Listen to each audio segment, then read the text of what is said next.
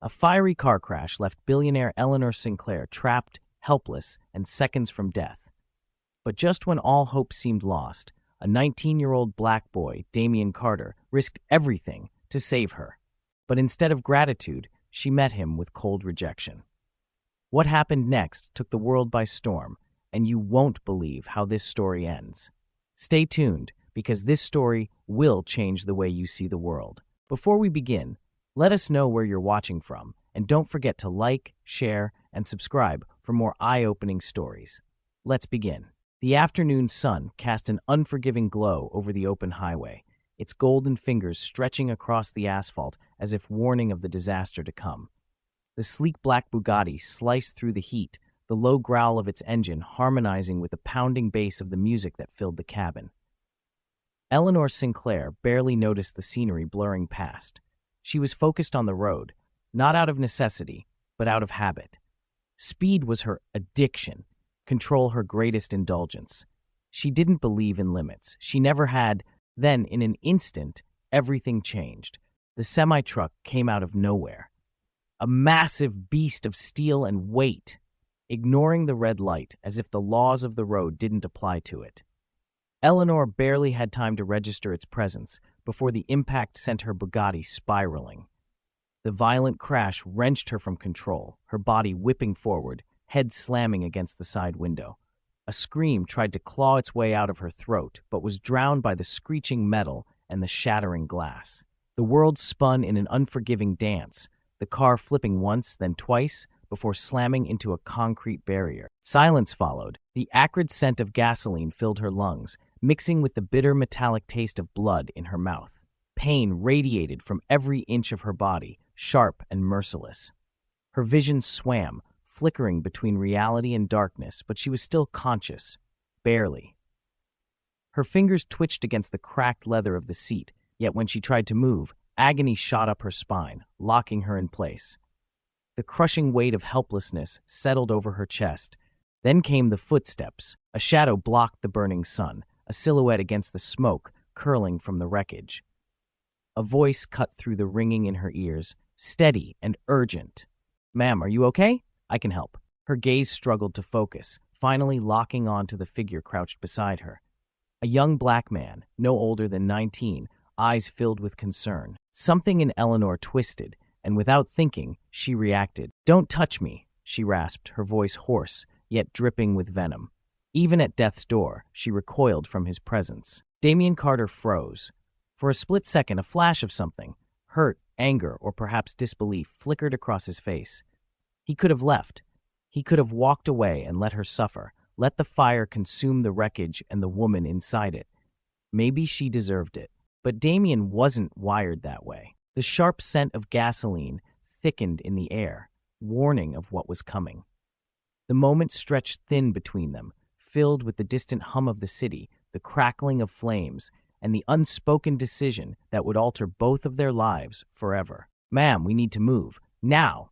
His voice cut through her daze, firm and unrelenting. Eleanor weakly attempted to push him away, but her strength was failing her, her body too battered to resist.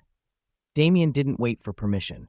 Ignoring the sharp pain of a fresh wound on his own arm, he braced himself and yanked at the crushed car door, metal shrieking in protest. It barely budged. With a grunt of effort, he braced his foot against the car's frame and pulled again, this time prying it open just enough to reach her. His grip was strong as he hooked his arms beneath hers, hauling her from the wreckage with careful urgency. Each step was a struggle, her body leaning heavily against him, but he refused to let go. They stumbled together, dragging away from the twisted ruin of her once perfect car, their breaths ragged, their bodies trembling. 10 feet, 15. Then it happened. A deafening explosion tore through the air, the Bugatti engulfed in a raging fireball. The force of the blast knocked them both forward, sending them sprawling onto the pavement. The searing heat licked at their backs as Eleanor gasped, her lungs fighting to catch air that smelled of smoke and burnt rubber. She lay there, stunned, her body shaking from pain, from shock, from the realization that she was still alive. Slowly, she turned her head and found herself staring at Damian Carter, the boy who had just saved her life. For the first time in her privileged existence, Eleanor Sinclair had nothing to say. The rhythmic beep of a heart monitor was the first thing Eleanor registered when she regained consciousness. The sterile scent of disinfectant stung her nose, and the stiff sheets wrapped around her body felt more like a prison than a refuge. Her eyelids were heavy, her limbs weighed down by exhaustion and pain. For a moment, she couldn't remember what had happened, but then it all came rushing back. The crash, the fire, the explosion, and him. Her fingers twitched at the thought of Damien Carter. She had almost died. No, she would have died if he hadn't pulled her out. Yet instead of gratitude, all she felt was anger. Anger at the loss of her car. Anger at the loss of control. Anger at the fact that she had been saved by someone she had dismissed so easily. She wasn't used to being helped. She was used to being the one who made the decisions, who dictated the course of events, who never had to depend on anyone. And now, the entire world had seen her at her weakest, reduced to nothing but a helpless woman in the hands of a stranger she never would have spared a second glance at. A sharp voice cut through the fog in her mind. "You need to see this." Her personal assistant, Vivian, stood at the foot of the bed, holding a tablet, her expression tight. Eleanor tried to sit up, but a sharp pain shot through her ribs, forcing her to ease back down. She reached out a shaky hand, and Vivian hesitated before placing the device in her grasp. The screen was flooded with headlines. Billionaire refuses help from black teen who saved her life. Eleanor Sinclair, proof that money can't buy humanity. 19-year-old hero saves billionaire from fiery death. She won't even say thank you. Eleanor's stomach twisted as she scrolled through the articles. The footage was everywhere. Grainy cell phone recordings of the crash aftermath, shaky clips of Damien dragging her away from the wreckage, snippets of her pushing him away as if he were something vile.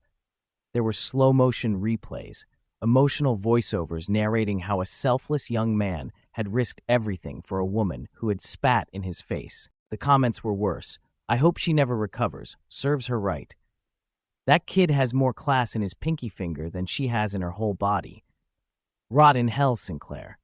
She built an empire, but she couldn't build a heart. Her grip tightened around the tablet. Her entire life had been defined by power. She controlled industries, dictated trends, and shaped narratives. But this was uncontrollable.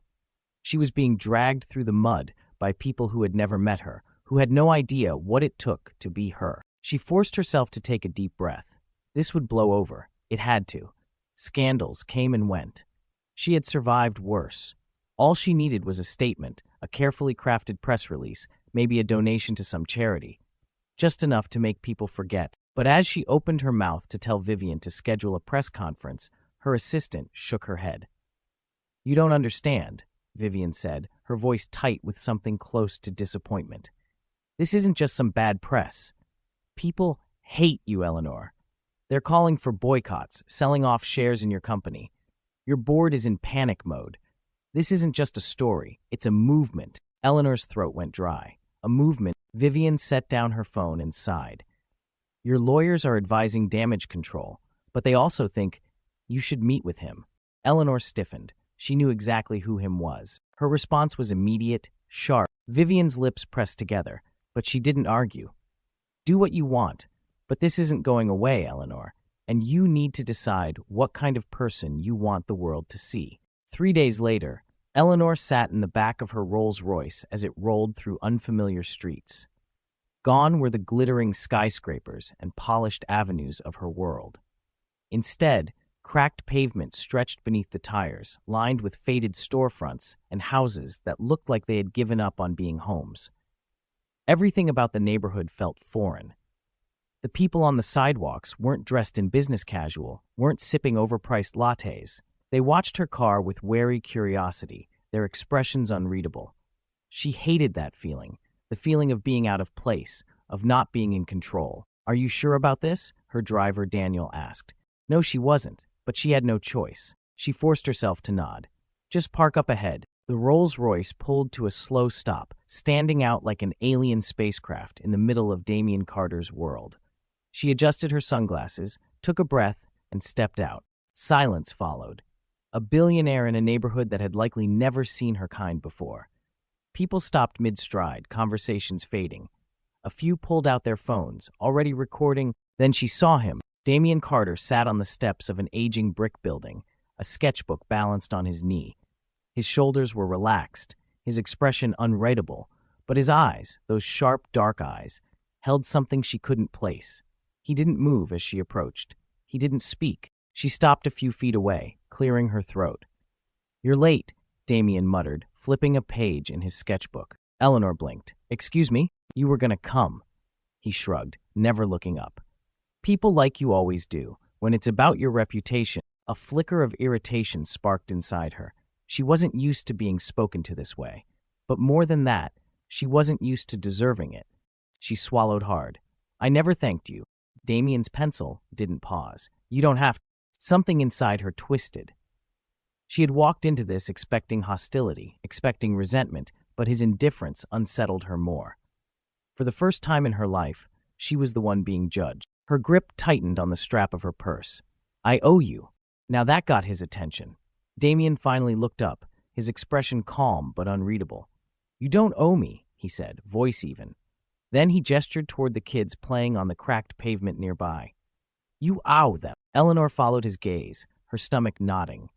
Children ran barefoot over broken sidewalks, laughing despite the world stacked against them.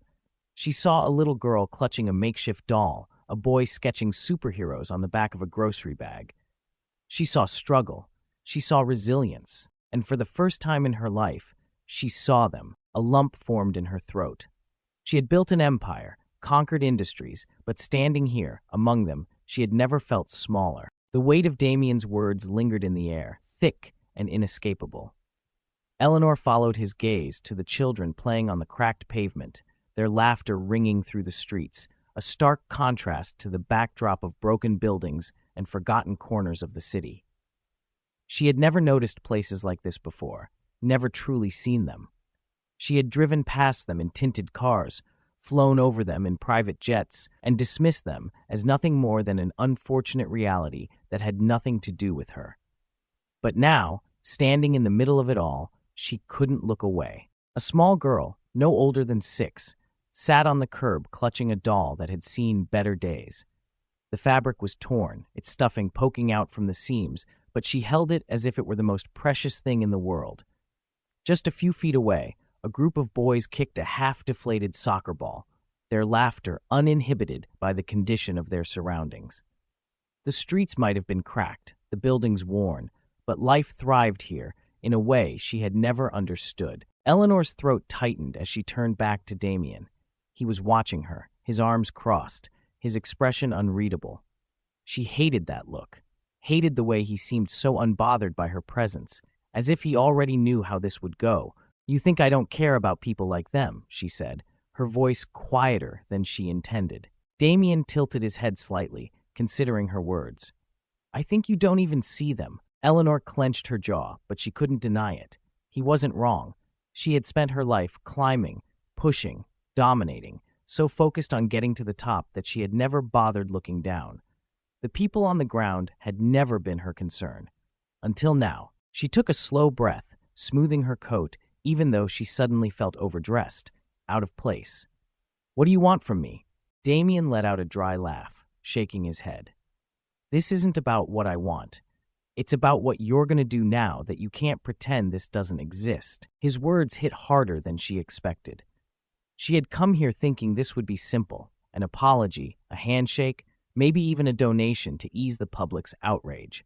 But standing here, surrounded by people who had been invisible to her for so long, she realized it wasn't that simple. A hollow apology wouldn't erase what she had done.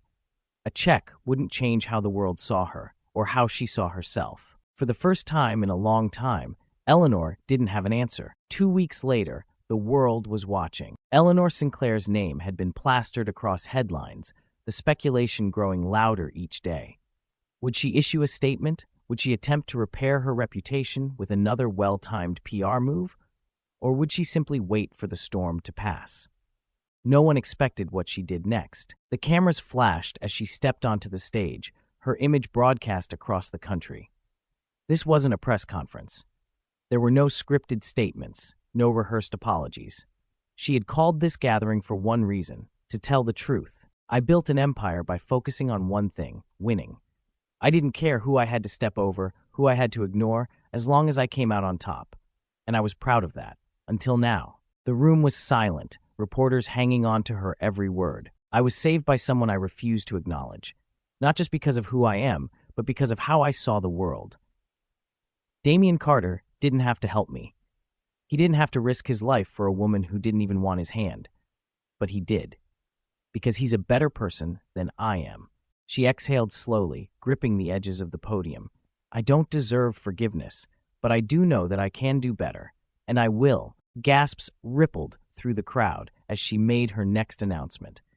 A $15 million investment into underserved schools, but not just a check. An entire initiative to provide mentorship programs, scholarships, and infrastructure support for communities like the one Damien came from. She wasn't just writing a check and walking away. She was getting involved, showing up, doing the work. Because for the first time in her life, Eleanor Sinclair understood that true power wasn't just about wealth. It was about choosing to be better. A month later, Damien Carter found an envelope under his door. The weight of it felt heavier than it should have, the neatly pressed paper stark against the roughness of his surroundings. He didn't open it right away. Instead, he turned it over in his hands, his mind already bracing for what was inside. When he finally unfolded the letter, his breath caught. A scholarship, a future, a chance. His fingers tightened around the paper, his chest constricting with emotions he wasn't sure how to name. He had spent years believing that people like Eleanor Sinclair didn't see people like him. That no matter how hard he worked, no matter how much he fought, the system would never change. Maybe he had been wrong. As he stepped outside, he looked toward the city skyline, the towering buildings Eleanor had once ruled over with cold indifference. Now they didn't seem so far away, because sometimes true power wasn't about how much money you had. It was about what you chose to do with it. Eleanor Sinclair never expected to learn a lesson from someone like Damien Carter. And Damien never expected a billionaire to change. But life has a way of bringing together the most unexpected people at the most crucial moments. Now think about this. If you were in Damien's position, would you have helped someone who saw you as insignificant? And if you were in Eleanor's shoes, could you admit your faults and take real steps to change? Let us know your thoughts in the comments below. We'd love to hear your perspective on this story. Thank you for watching. See you next time.